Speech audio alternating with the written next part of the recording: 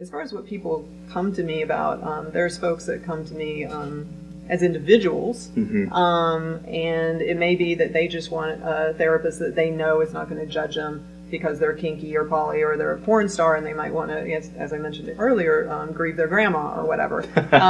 Yeah, wildly unrelated. If you're a porn star and your grandmother's dying, it's not. Yeah, they don't want their therapist to be like, yeah, I know about your grandma, but let's get back to that last film you did. Right. You know, that kind of thing. So that's the problem with going to a therapist that's entirely vanilla and is going to judge that whole era of your life. I mean, maybe you have 3 partners and you're only allowed and feel safe talking about one because you know just the fact that you have 3 is going to ruin the session.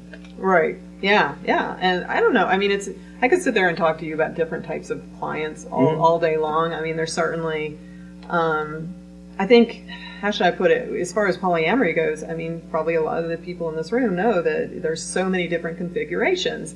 And most of my clients that identify as non-monogamous or poly are your, kind of the traditional folks that have a hierarchy.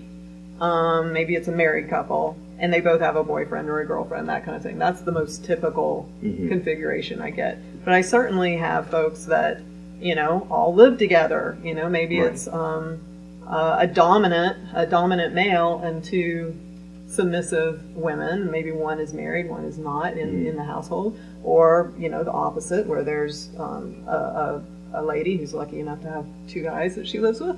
And those kinds of, I've seen both extremes where it works really well and it's just beautiful and they really support each other. And I've also seen situations where,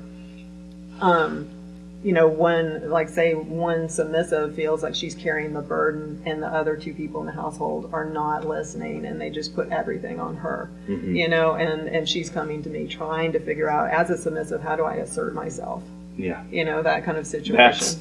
That is a topic for lengthy theoretical debate when you talk about BDSM and a submissive asserting herself. Exactly. All of us, a lot of people have trouble with assertiveness, whether you're non-monogamous or monogamous. I mean, and certainly people struggle with being assertive when they're just asserting themselves to one person. I mean, when you want to think about swinging, you might be in an orgy and you need to assert yourself to everybody on the bed.